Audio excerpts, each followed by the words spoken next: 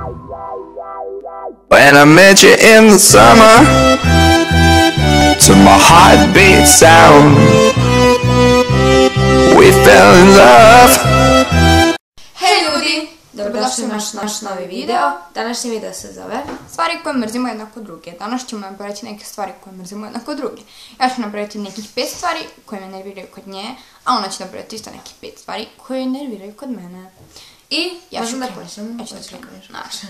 Prva i najveća stvar koju mrzim kod nje je ta što ona voli mačke. Okej, kapiram, voli mačke, ali da ih toliko voli, genijali. Da ih ljubi, da ih... To, ljudi moji, znači, to ne kapiram. Kako neko može tako da voli mačke? Kapiram pse. Psi su najbolji čovjekov prijatelj. I poza mog psa. I za moje mačke. Ne. Da, ljudi. Nije to dobro. Sad ja. Prva stvar i najgora je to što nju uvek moram da čekam gde god da ona krene. Uvek ona je zadnja. Čekamo je narednih još pola sata. Ali ja moram da se sredim, ljudi. Kapiram. Mora da isedi bubuljicu. Ne sedim bubuljice. Pa dobro, to sam sad upila. Mora da se češlja, da kosa bude Poput svile. Mora da nađe isto boja majice i pantalone i patike uz to i pertle. Pa nisam ja kriva, mora tako uvek. I Kapiram. da očistiš beonjače. Pa naravno. Dobro, to sam malo pretjerala. Da. Sa tim. Druga stvar, najvažnija stvar koju mrzim kod nje je ta. Kad prođe neki lep dečko, realno dečko je lep, šta je tu je, brate, nisam ja kriva, tako ga je Kijeva rodila. Okej, ja kažem, možda je lep dečko, kao, ne, kako ti može biti lep? Viš kako ružan je, ne liči ni nešto. Mislim, ne priča ona tako. Ali, obično kaže, ružan dečko. Kako dečko te može biti ružan kad je prelep? Divan. Izvinjavam se, ali šta je tu je? Ne bude meni svaki dečko lep, nego realno kad prođe neki lep dečko, ja kažem da je lep.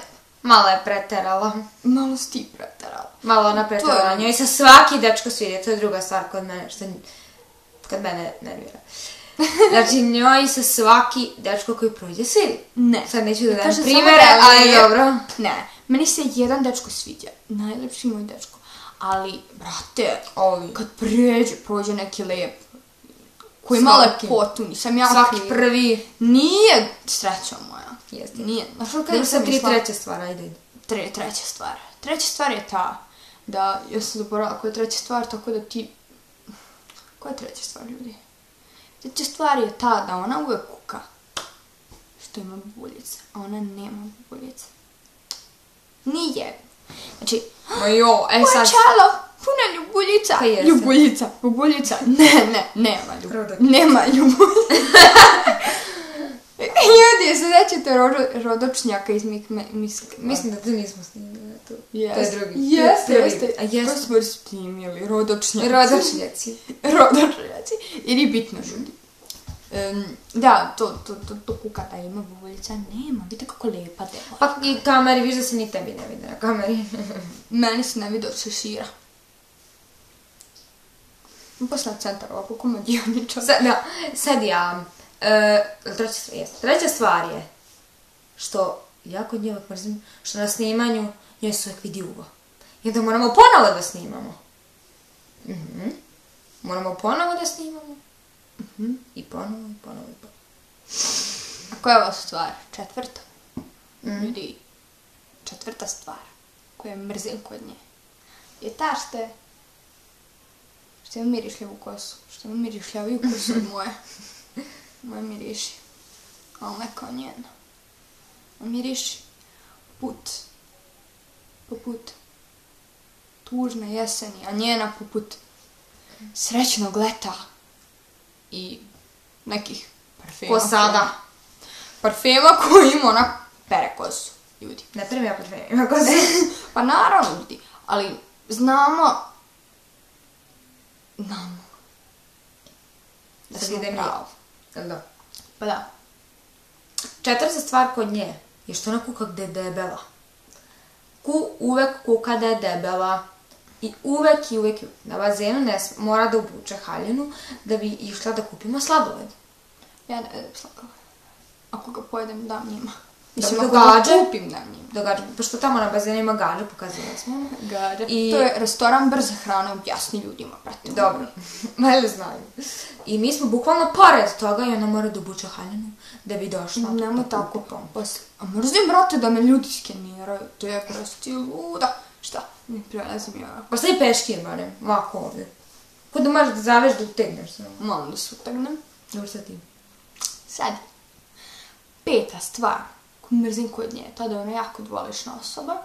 A što znači da ja se mučim s editom videa 2 dana. Zato što, ne znam, na tim programima, brate, pa ne znam talenat. I ja nju zovem da mi ona malo pomogne. Ona kaže, a ja sam zavodata. Ne mogu. Sređujem fioke. Pa sređivala sam fioke. Ne mogu. Sređujem ormar.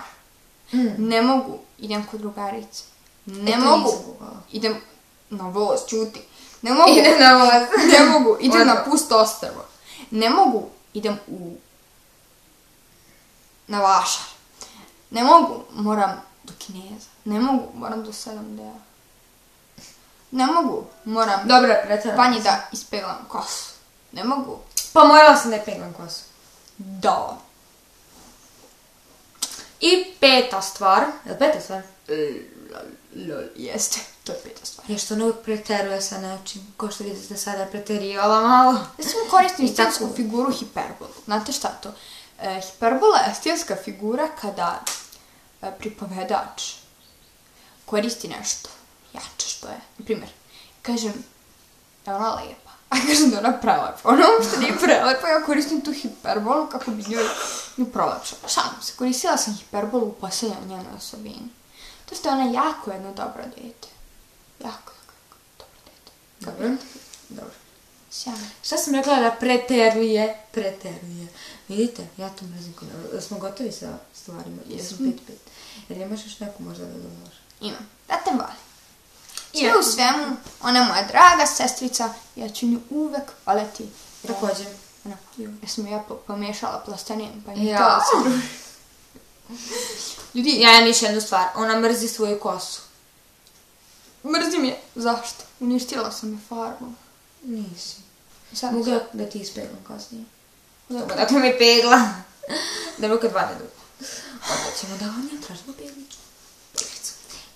I to je to, ljudi. To je to, ljudi. Nadam se da vam se svidio video. I u komentarima pišite šta da snimamo. I to je to, ljudi. Znate šta? Jedan video ćemo napraviti stvari kad smo bile male šta smo radile i šta nas je povređivalo tada. Kao na primjer mešanje plasteline. Jesmo im rekli da ćemo jednom da pričamo na ekanskom. Jesmo, da. Pomenula smo tu pomenula Mix Makeup Challenge, ili nismo taj video objavili, nije ni bitno. Samo jednom ćemo pričati na našem ekanskom. To smo mi izmislili. I to je možda sljedeći video, ako nam ne budete pisali komentarima što je snimala. Vidimo se u sljedećem videu. Ćao! Keep your head above it all. Sure you can fall.